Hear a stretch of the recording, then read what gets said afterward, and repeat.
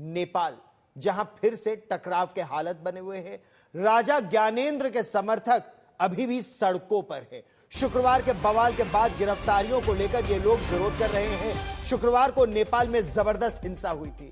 एक बार फिर राजा ज्ञानेंद्र के समर्थक नेपाल की सरकार के खिलाफ सड़कों पर उतर आए हैं। शुक्रवार को हुई हिंसा में 2 लोगों की मौत हो गई थी, जिसके बाद 100 से ज्यादा लोगों को नेपाल की सरकार ने गिरफ्तार कर लिया था, हिरासत में ले लिया था। नेपाल में फिर से राजा के नेतृत्व में नेपाल को एक हिंदू राज्य, एक हिंदू राष्ट्र के रूप में वापस लाने के लिए आंदोलनकारी सड़कों पर है।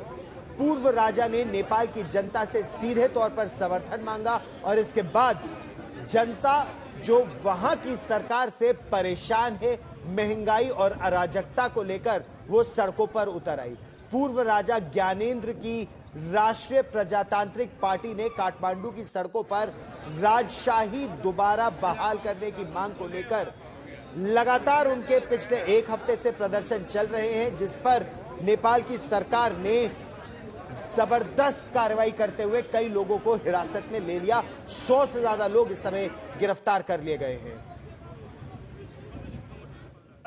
और अभी इस वक्त काठमांडू की सड़कों पर एक बार फिर से जो राजा के समर्थक हैं वो सड़कों पर निकले हैं। उनके पार्टी जो राष्ट्रीय प्रजातांत्रिक पार्टी है उसके समर्थक सड़कों पर निकले हैं और मांग कर रहे हैं कि शुक्रवार को जो संघर्ष देखने को मिला था, जिसमें उनके कई नेताओं को जो है वो चोटें आई थी और कई नेता जो है 100 से ज्यादा उनकी गिरफ्तारी हुई थी, उनके रिहाई की मांग कर रहे हैं। उनके ऊपर जो केस लगाए गए थे वो केस वापस लेने की मांग कर रहे हैं और लगातार इनकी मांग है कि राजशाही जो है वो वापस आनी चाहिए, उसको लाना चाहिए और हिंदू राष्ट्र का दर्जा जो नेपाल से 2008 में छीन लिया गया था और नेपाल को धर्मनिरपेक्ष राज्य देश जो है वो घोषित किया गया था, उसको लेकर जो है लोगों की नाराजगी जो है वो साफ तौर पर नजर आ रही है। और यहाँ पर आपको हम तस्वीरें दिखा रहे हैं, आप देखिए सड़कों पर किस तरीके से भारी संख्या में यहाँ नेपाल पुलिस के जो प्रहरी हैं वो यहाँ पर मौजूद हैं और जो सैकड़ों की संख्या में जो प्रदर्शनकारी है वो आगे बढ़ने की कोशिश कर रहे हैं, लेकिन इनको रोक के यहाँ पर रखा गया है, आगे नहीं बढ़ने दिया जा रहा है, क्योंकि पुलिस की इस बार जो तैयारी भी पूरी पुख्ता है कि किसी भी तरह से शुक्रवार जैसी घटना जो है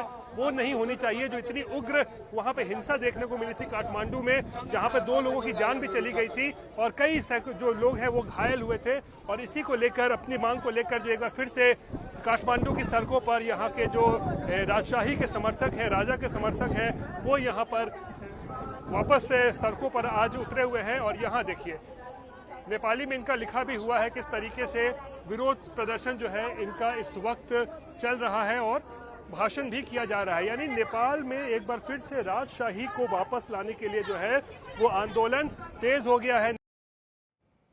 और शुक्रवार को ही हिंसा के बाद नेपाल की सरकार ने राजा ज्ञानेंद्र और उनके समर्थकों पर सख्ती और ज्यादा बढ़ा दी है। नेपाल की सरकार में मंत्री प्रदीप यादव ने आज तक से खास बातचीत की और कहा कि राजा ज्ञानेंद्र को नजरबंद कर देना चाहिए। उन्होंने यह भी कहा कि नेपाल में राजशाही की वापसी बिल्कुल असंभव है। काठमांडू की सड़कों पर बवाल मचा था, उसके लिए आप किसको जिम्मेदार मानते हैं? सबसे पहले तो इसका जिम्मेवारी का मूलभूत रूप है और ये पर्दा के पछाड़ी के नायक है जो पूर्व राजा ज्ञानेंद्र शाह है। उन्होंने लोगों को उकसाकर और ये उदंड मचाया, हिंसा करवाया, हत्या करवाया, आगजनी करवाया, लूटपाट मचाया। ये सबका जो मूल दोष है पूर्व राजा ज्ञानेंद्र शाह ही है। उस दिन आंदोलन हुआ है फ्राइडे को, वो आंदोलन एक हिंसात्मक आंदोलन था, एक आतंकवादी शैली तो होता है, उस शैली आतंकवादी नहीं बोला जाए लेकिन शैली लग रहा था कि वैसा ही है, क्योंकि मारने के हिसाब से पूरा काठमांडू जल जाता। कैसे जल जाता कि आप देखे होंगे एयरपोर्ट में हमारे पेट्रोलियम डिपो है, वो डिपो में आग लगाने की कोशिश हुआ। अगर पेट्रोलियम में आग लग जाती तो मेरे काठमांडू का सारा नागरिक मर जाता। वैसा मैंने तांडव मचाया गया, एयरपोर्ट में आगजनी करने की कोशिश किया गया, आपका पत्रकार को घर में ताला बंद करके जिंदा जला दिया गया।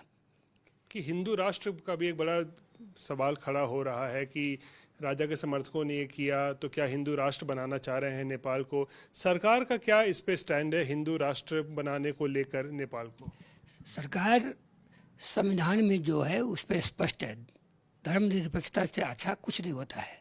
इसमें हिंदू राष्ट्र के लिए भी उतने सम्मान है और जात जाति के लिए और धर्म के लिए भी उतने सम्मान है।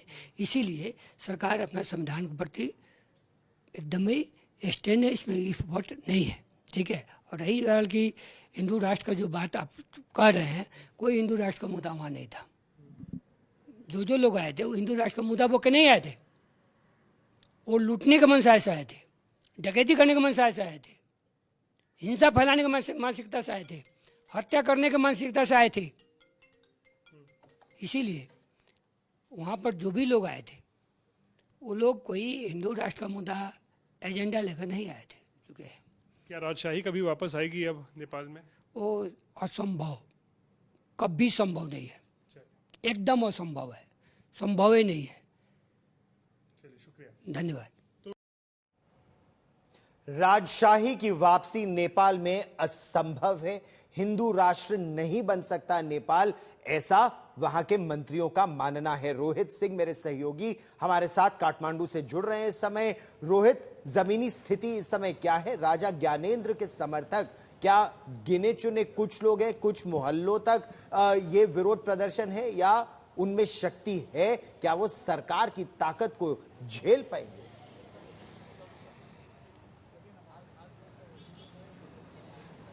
देखिए गौरव, नेपाल में राजशाही की वापसी हो और इसको लेकर जो है मामला काफ़ी वक्त से सुलग रहा था, लेकिन अब ये थोड़ा मामला जो है उग्र होता जा रहा है और इसमें कहीं ना कहीं पब्लिक सेंटीमेंट जो है यानी कि वो भी इससे जुड़ा हुआ है, क्योंकि लोगों का हमने बहुत बात की है।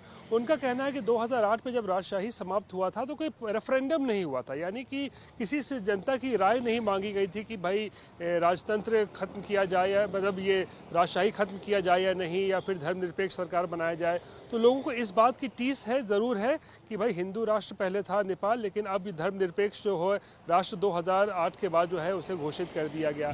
तो इसको लेकर अब जो है आंदोलन की शुरुआत तो हो गई है और इसको लेकर अब चेतावनी भी दी जा रही है कि बहुत जल्द अगर ऐसा इसमें कोई सकारात्मक कदम नहीं उठाया जाता है तो आगे चलकर ये आंदोलन जो है वो उग्र भी हो सकता है। और यही जो है ये जो पूरा मामला है, इसी के बीच अब आए दिन जो है वो राजा के समर्थकों और सरकार के बीच में जो है वो एक तरीके से तकरार की स्थिति और सड़क पर प्रदर्शन और इस तरीके का संघर्ष अब देखने को मिलने लगा है। गौरव, ठीक, इस खबर पर आप नजर बनाए रखिए। ताजा जानकारी के लिए फिर मैं आपके पास लौटूंगा। दरअसल राजा ज्ञानेंद्र की जो राष्ट्रीय प्रजातांत्रिक पार्टी है उसके अध्यक्ष ने भी आज तक से खास बातचीत की। राजा ज्ञानेंद्र की पार्टी के नेताओं का कहना है कि नेपाल की जनता राजा ज्ञानेंद्र के नेतृत्व में एक हिंदू राष्ट्र चाहती है और अगर जनता की यह इच्छा है तो यह संभव है। सुनिए। चाह्यो भने असम्भवकै कुरा छ र हिजो राज संस्थाको अन्त्य गर्दाखेरि पनि कुनै जनमत संग्रह पनि गरिएको थिएन, कुनै प्रकारको अभिमत पनि लिएको थिएन। संविधान सभाले संविधान निर्माण गर्ने क्रममा जनतासँग सुझाव लिएको थियो, हिन्दू राष्ट्र चाहिन्छ कि चाहिँदैन, राज संस्था चाहिन्छ कि चाहिँदैन, अथवा संविधानमा के व्यवस्थाहरू हुनुपर्दछ भनेर संविधान सभाले जनतासँग सुझाव माग गरेको थियो। तर लाखौं जनताले सुझाव दिएको थियो कि नेपालमा हिन्दू राष्ट्र हुनैपर्छ, राज संस्था हुनैपर्छ भनेर भनेको थियो। तर जनताको त्यो सुझावलाई कार्यान्वयन गर्ने कुरा त परे होस्, त्यसलाई चाहिँ अध्ययन गर्ने कामसम्म पनि नगरिकन जबरजस्त ढङ्गले राज संस्थाको अन्त्य गरियो र अहिले पनि नेपालमा बहुसंख्यक जनता राज संस्था हिन्दू राष्ट्रको पक्षमा छन्, संघीयताको विपक्षमा छन्। र हामीले अहिलेको दलहरूलाई के भनिराखेका छौँ भने हिजो तपाईहरूले जुन निषेधको बाटोबाट राज संस्था र हिन्दू राष्ट्र सनातन परम्परालाई अन्त्य गर्ने काम गर्नुभयो, त्यो हाम्रो 2 दशकको अभ्यासले